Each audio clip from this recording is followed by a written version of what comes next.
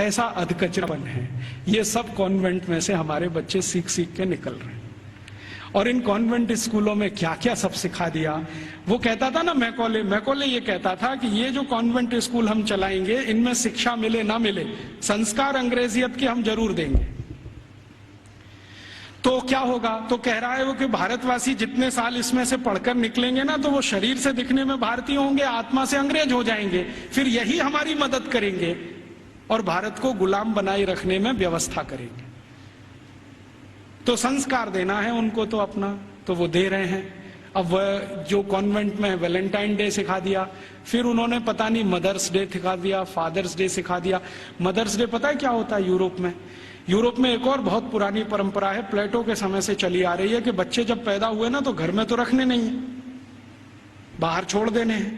तो उन बच्चों को मां का दूध नसीब नहीं है, तो चर्च में जो होती है ना, सिस्टर्स होती है, वो अपना दूध उनको उपलब्ध कराती है। अब आप में से कई लोगों को यह प्रश्न होगा कि बायोलॉजिकली ये संभव कैसे है? वो नर्स तो मां बनी नहीं, तो उसको दूध कैसे आएगा?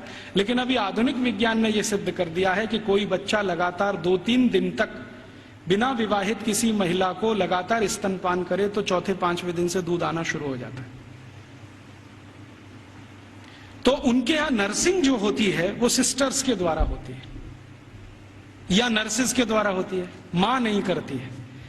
लेकिन कभी कभी साल में कोई एक दिन मनाना हो तो वो मदर्स डे मनाते हैं, जिस दिन मां अपने बच्चे को दूध पिलाने के लिए वहां जाती है कॉन्वेंट।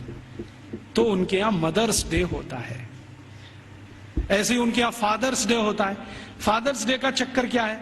यूरोप के बच्चे वैसे तो घर में रहते नहीं, जो गलती से किसी ने रख लिए तो उनको अपने बाप के साथ खाना खाने का अधिकार नहीं है। डाइनिंग टेबल पर अपने बाप के साथ वो नहीं बैठ सकते।